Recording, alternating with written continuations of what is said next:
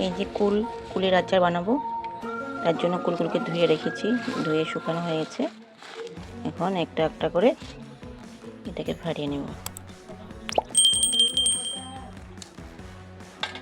এইভাবে ফাটিয়ে নিচ্ছি, তারপর আচার বানাবো। শুভ সকাল বন্ধুরা, আজকে আমরা এই যে কুলের আচার বানাবো, তার জন্য কুলগুলিকে ধুয়ে শুকানো হয়েছে। তারপর এই যে একটা একটা করে ফাটিয়ে নিচ্ছি। এই যে মোটামুটি ফাটানো হয়ে গেছে।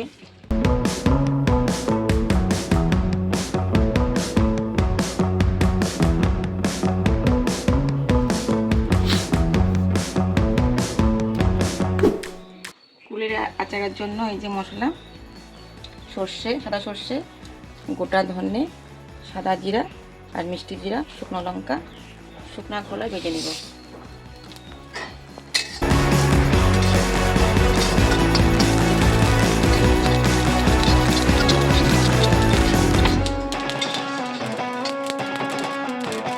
হয়ে গেছে ভাজা আমার, এখন নামিয়ে নেব।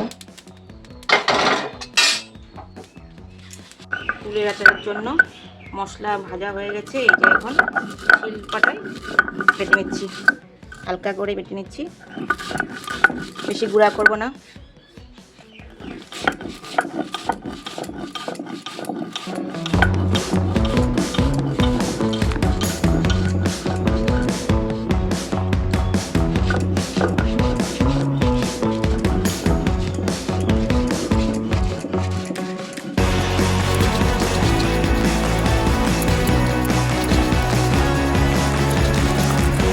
হালকা করে বেটে নিচ্ছি, পুরো মিক্স করব না, আধা ভাটা করে বেটে নিচ্ছি।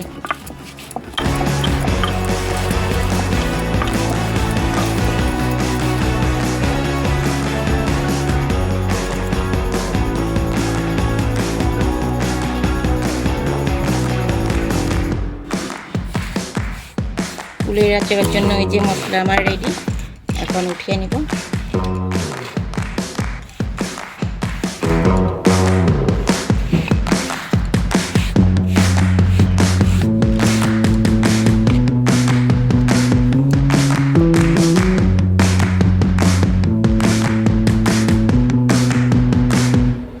কুলের আচারের জন্য যে তেল দিয়ে নিলাম, সরষের তেল একটু,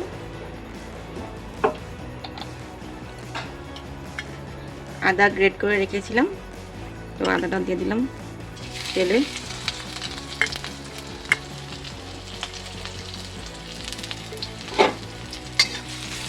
এখন একটু হালকা করে ভেজে নেব। কুলের আচারটা আজকে অন্যরকম বানাচ্ছি।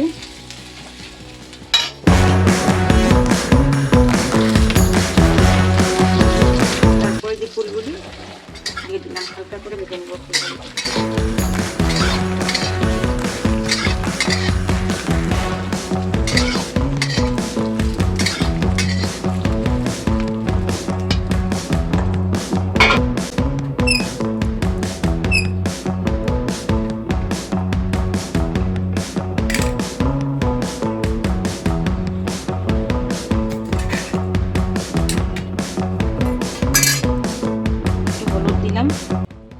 যেন আচারটা অনেক দিন চলে যাবে, নষ্ট হবে না, তার জন্য হলুদটা ব্যবহার করা হলো।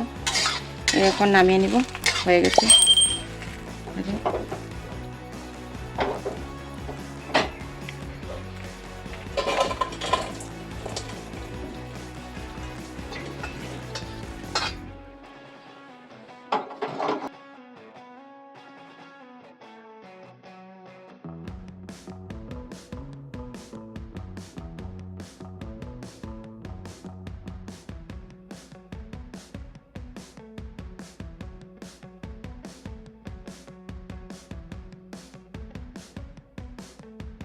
আচারের জন্য ওই যে গুড়টা পাক দিয়ে দিব, পাক দেওয়ার পরে কুলটা দিয়ে ছেড়ে দিব। এখানে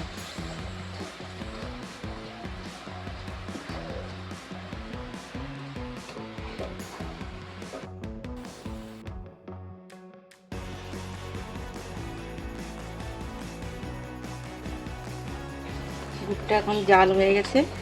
এই যে এখন কুলটা ছেড়ে দেবো, এখানে কুলটা দিয়ে দিলাম।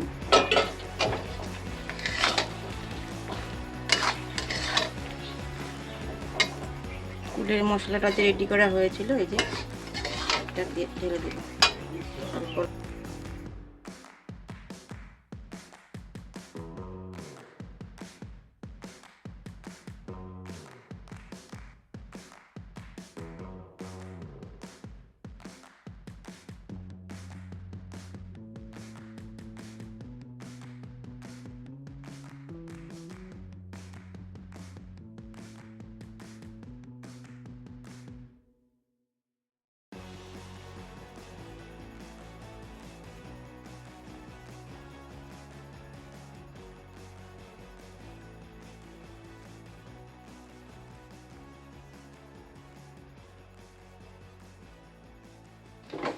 কুলের আচার রেডি, এই যে নামিয়ে নিলাম।